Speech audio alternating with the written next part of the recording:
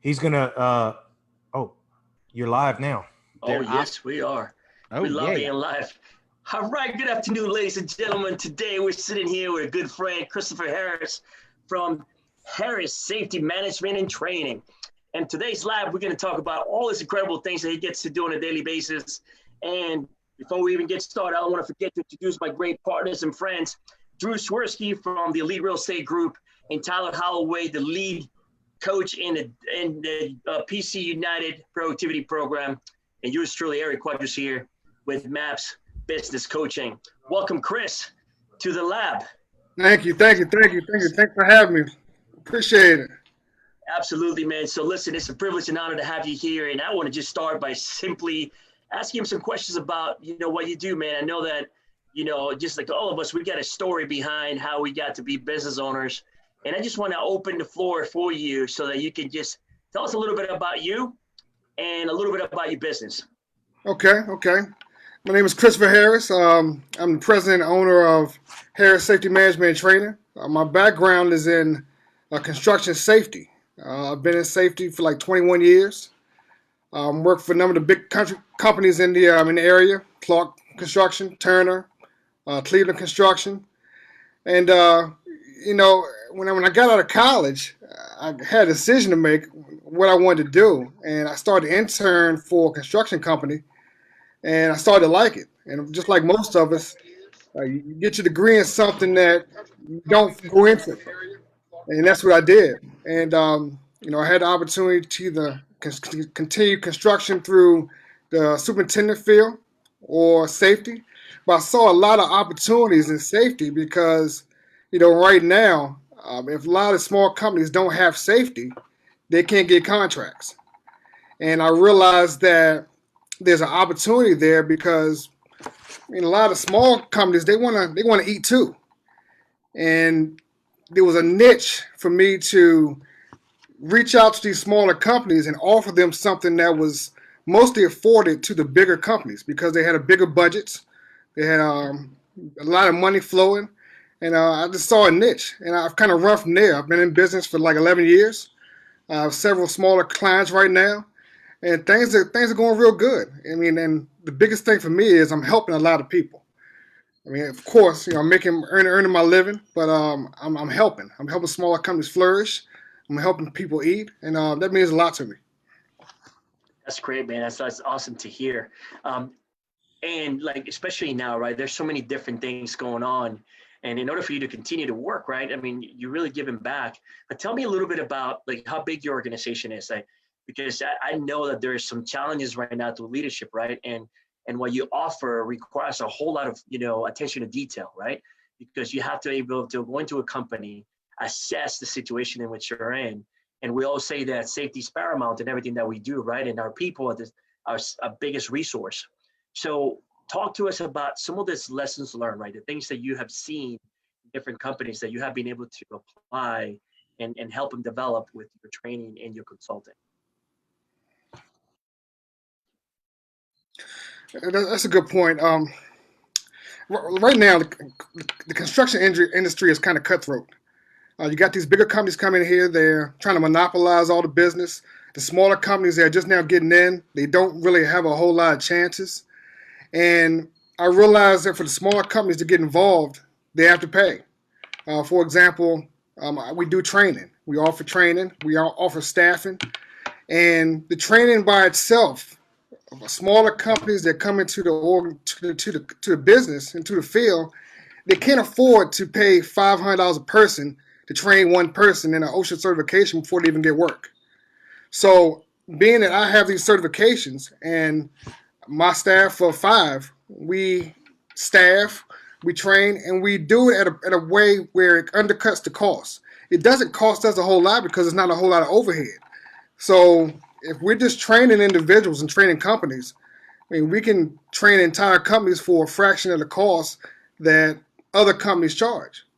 Instead of charging $500 a person, we may do on a case-by-case basis $500 for the entire company because it doesn't take a whole lot, especially if the company is a smaller company that's a startup that has 1 or 2 employees just now getting off the ground, but they land a contract And right now, if you know, government contracts, you have to have the safety portion of it. You have Oh, to. absolutely. It's a requirement. And if you don't have that, a lot of these small companies, they are assigned these contracts. They're saying they can do all this work, and once they get on the job, they realize that safety is a cost as well. Oh, So they do yes. the work, they implement all these standards, and then they're kind of just chasing their tail. Take care of this, take care of that. And before they know it, they'll finish the job, but they finish the job at a loss or a profit or no profit. So, I kind of come in and I kind of guide them through the process on the front end. I go in and evaluate the company, see where their safety standards are. And on a case by case basis, I evaluate them, and you know, it's a package for everyone. And to some companies, I kind of get them off the ground at no charge, just to kind of get them in the door because it's all about building relationships. Oh, absolutely. And if I can do that, I mean, I believe business is trust is a big part of it, and you have to be able to come into it, and no one cuts breaks anymore. So being that we're doing well, we have the opportunity to come in and offer something at no charge sometimes. And of course, sometimes you do get screwed, but not so often. But relationships are a big key to that. And it's worked out pretty well. Absolutely. Absolutely. Ty, Drew, I see you guys. Who's going to go? Is it Ty? As far as relationship goes, it's one of the things that we hit up big time here in the lab, and one of the reasons that we were excited for you to come on. Like you were talking about, construction's cutthroat. You're talking about helping the little guy. Tell me, you said you're doing well. How are you seeing your business, and how are you seeing it grow? I guess, what are your goals for the rest of the year, knowing that we're in the middle of COVID and people are struggling? How are you helping everybody? Yeah, it's challenging because construction right now is essential business. So things have continued to go. But even though business is continuing, we still have that exposure to this COVID. And on a lot of these job sites, people are still coming in contact with other people. You can't maintain social distancing because of the work. But we all know, I mean, construction pays the bills in the economy. And these guys are coming in and they're not having a whole lot of regard for their safety because they want to work and they want to eat. Because there's a lot of people around the country right now that are not eating at all. It's not working. So I come in and I try to get them on the front end and just try to let them know, I mean, being that we still have to work, we still have to take the precautions to be able to work. Make sure they fully understand what social distancing means. Make sure they fully understand the importance of the PPE and wearing it properly. And washing your clothes when you're getting home. The little things that can allow us to continue to work, but also doesn't minimizes our exposure to this COVID because it's very important. And not coincidentally, but you expect some kind of exposure when you still maintain the working environment. And a lot of the projects that we're going to, a lot of the projects that we have, there's still people coming up infected. And right now, these symptoms are asymptomatic. You don't know if you have it a lot of times. So it's a continuous cycle of, someone finding out they're exposed, isolating them for 2 weeks, and then you continue the ball rolling where, it's over and over and over and over again, but the work doesn't stop. So right now, it's more so education.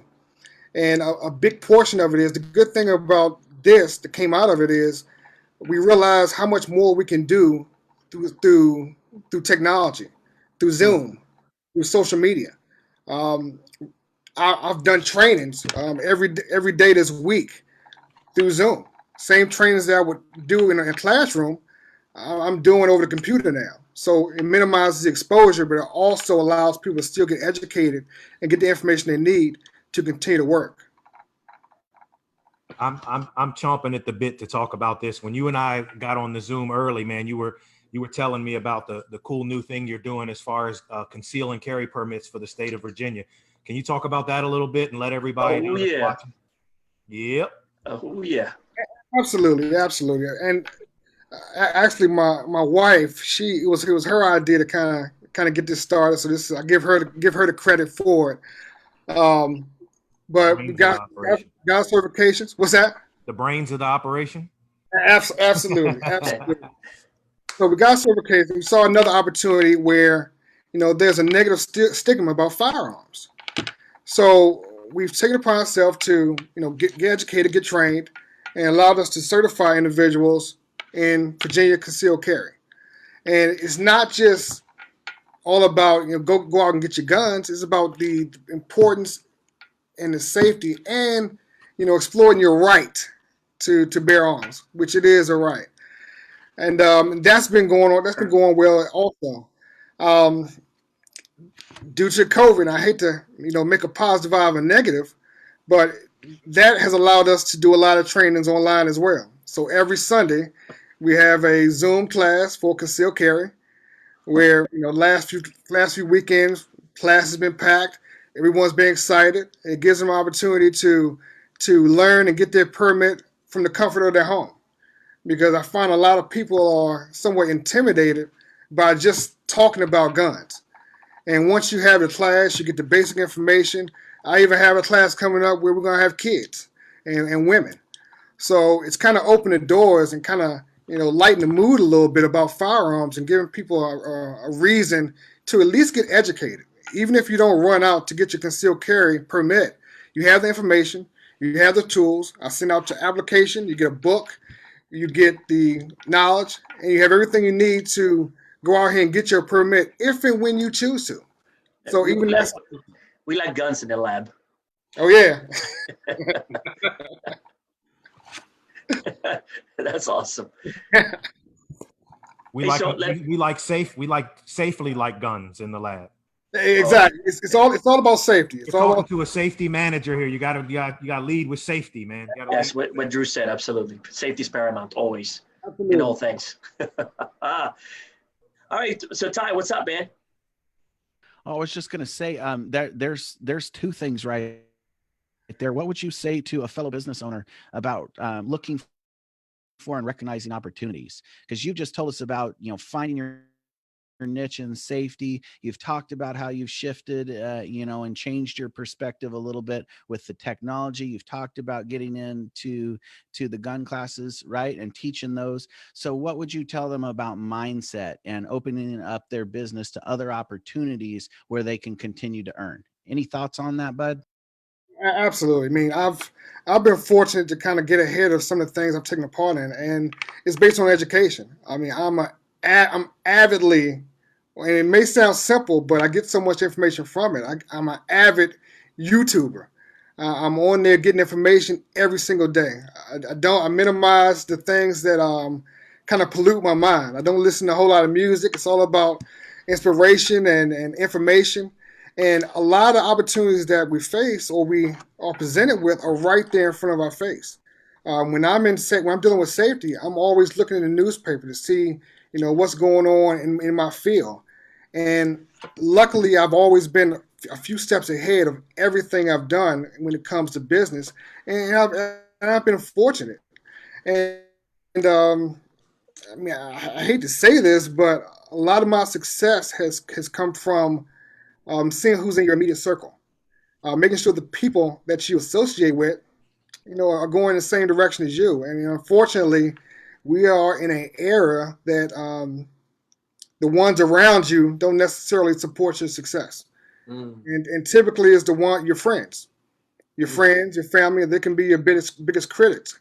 And what I've done is every decision that I've made in regard to business, be it taking on a business, growing it, expanding it, whatever the case is, I keep those ideas to myself. I don't normally share them until it's gotten to the point where I can't go back off of them. Because you tell the people closest to you, they're going to be the main ones poking holes in the things you're doing because, they don't have the initiative to do them themselves. And you don't know their motivation for poking holes in it. So if you have an idea, you follow your passion and you go forward with it and you take it to a point where, you get to a point of no return and no one can talk you out of it because you've already committed yourself to go too far. I like the thought behind that. And at the same time, I would encourage you to always look for those people that had probably accomplished something that you want to accomplish, right? Because yeah, it's great that you're guarding those and you're defending your mind, so you don't allow people to rent free space in there that are going to keep you from doing what you want to do. And I encourage you to just keep doing it, man, because there are always people that have reached some level of success that we all want to attain, and we start shaping it our own way, right? I mean, it looks like you have achieved a certain level of mastery in the things that you love to do. And I love what I hear about, you focusing specifically on exactly what you want to learn and reading and feeding your mind on those things, because that's essential for people that want to achieve a high level of success. I mean, if I can piggyback off that, I mean, I think we have a tendency to look at the people under us and say that we're doing great. I'm doing better than the 10 guys, the guys I grew up with, doing great. So that's our bar. But when we look up the ladder and see guys that have passed where we are, those are the guys we kind of have to reach out to. And it takes a certain level of humility to be able to, okay, I'm not there yet. Let me, talk to this guy. Let me try to rub shoulders with this guy. Let me get some exposure to the guys that are out of this world.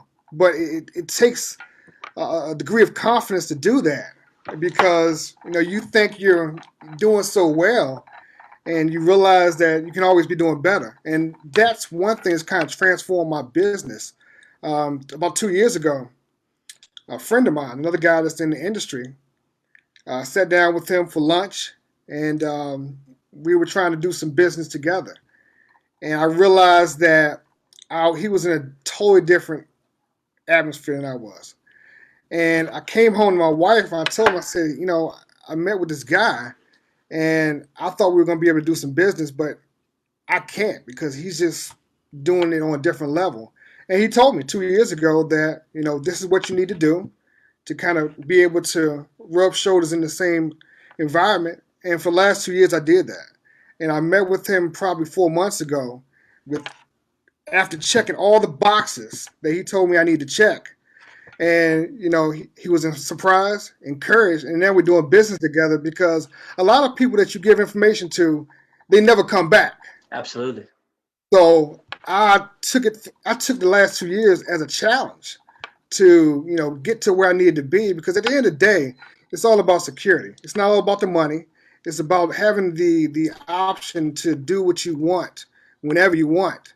And that may mean money, time, which you can never get back, or just the comfort of knowing that I can, even if I choose not to. That's No, awesome. absolutely. Hey, I got a question, Chris. Who are some of the people along the way that have kind of kicked you in the behind to get you going or get you straight? Minus your wife. We know that she's still got to do that, right?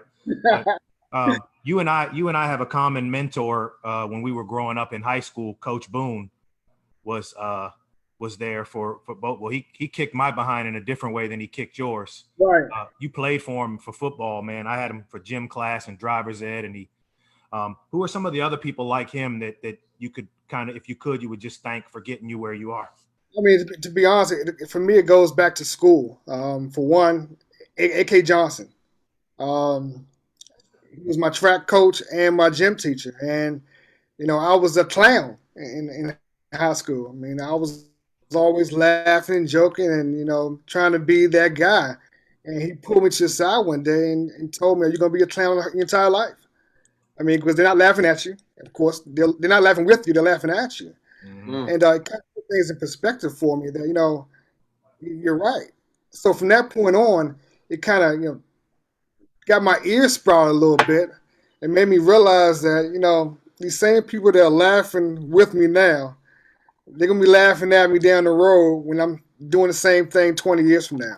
That's true. And, of course, my mom has always been a great inspiration for me. Being a single parent, I mean, she had me when she was 13 years old. So, that in itself, I was set up for failure coming out the gate statistically. But, I don't have a big circle. And a lot of the motivation has come from the individuals that I grew up with that said that I couldn't do it, or I wouldn't be. Or it's not always the positive reinforcement. Sometimes it's the negative. And for me, the negative has been my springboard for everything I've done, because I've always felt like I need to prove people wrong. And that's worked out a good deal for me. So That's awesome. Go ahead, Drew. No, I just said that's good. I was saying same thing as you. That's great, man. And you're able to really look at life as a whole, right? And all the things you've gone through to fuel you to continue to do incredible things and to now actually be the difference that you want to see in the world by applying the complete opposite, right? And a lot of us have stories, right? Where a lot of us look back and the key in there is actually saying, you know what, I'm gonna commit myself to actually moving forward and making the best out of what I have in front of me. And it looks like you've done that through all the business that you do. And I mean, believe it or not, I mean, safety, I mean, from my perspective and what you do is it's not an easy task. You really, I mean, when people trust you to come and earn your right to do business with them, you really have to have like the eye of a sniper, man. You got to have your eye on the sights, like, and ensure that you hit that target every single time, and that you train their people to do the same too.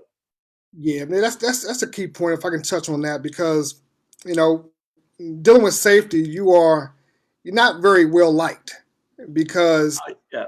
we are the ones that slow down the business. Yes. We do not add to the bottom line. We take from the bottom line to a certain degree. And we go on these projects, and a lot of people, a lot of superintendents, a lot of owners, they don't really care about the people working for them. And my mindset is, I don't really care how much work gets done. I want to make sure you guys get home safely to your family. And that's all that matters to me. And a lot of times that takes time away from the day. Sometimes you have to stop, regroup, and organize how you're doing things in order to do that. And it's not always, you're not always the most well-liked person when you do that. So you definitely have to have tough skin and understand that you have a job to do, and people are always going to make you waver and try to compromise your position in order to get the job done. I mean, I've been offered thousands of dollars just to turn a blind eye to certain things. But at the end of the day, what I was turning a blind eye to could have cost someone their life. And I can't have that on my conscience, because I wouldn't want anyone to do that to me. So it's definitely rewarding, because I know every day on my job, I am focused on someone else's life, and I have a certain level of responsibility in order to do that. Man, that's outstanding. That speaks to the level, the character that you have, and the level of business that you have. And I encourage, like, we all encourage you to continue to do the same, because I think that the business world out there needs more people like you to continue to do the right thing for the right reasons. And there's no life out there that's worth sacrificing safety for. Absolutely. So now we're about to shift, man. I hope you're ready for this, because this is the time in the lab when we go into one of our favorite sections of the interview, and that's the rapid fire. It actually speaks a lot to what we're talking about today. And there is safety involved, by the way, so not to worry. Okay. No lives will be sacrificed in this section of the interview. So, Drew, you ready, man? I'm always ready, man. Safely. I'm always ready. I'm always ready. So these questions have nothing to do with anything. Are you ready? Well, I can't prep for them, huh? Nope. No prep. You can't even know. You ready? Let's go. They're rapid fire. Glock or Smith & Wesson? Glock. If you had to wear one hard hat and it was two colors, would it be burgundy and gold or blue and silver?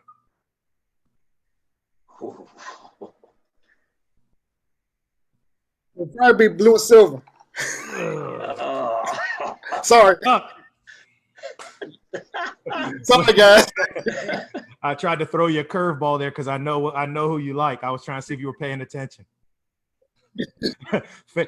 You almost had me. Almost got you. What's your favorite meal you've had during the quarantine? Pizza. A lot of pizza. Oh yeah, a lot of pizza. Last show you and the wife binge watched? We just now got finished binge watching. Believe it or not, I mean, I hate to say this, 90 Day Fiance, man. My wife has got me. I heard that was funny though. I heard some little short guy with a. I'm ashamed to say that I actually like it. It usually happens that way for Eric all the time, man. What's your favorite movie of all time? Scarface. Last book you read? Sun Tzu, Art of War. Pro sport you miss the most? Football. Favorite football team? The Cowboys, man, the only Yeah, them boys. That's right, baby. I'm going out with that one, man, because it Them makes boys. my stomach hurt.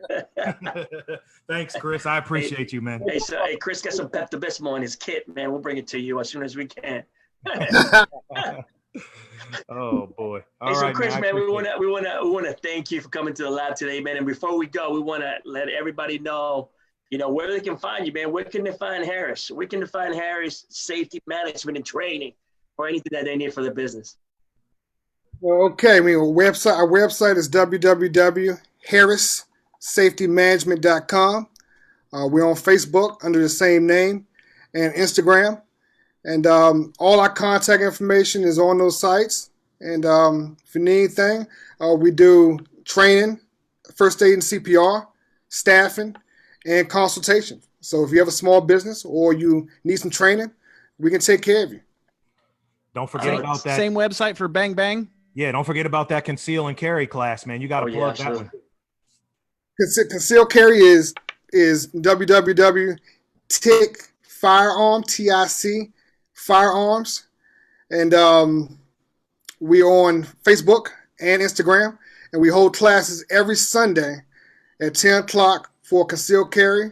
Starting next week, we're going to start having Saturday classes. So it's going to be both days because things are kind of picking up. And right now we have a waiting list for the next classes. So pop in.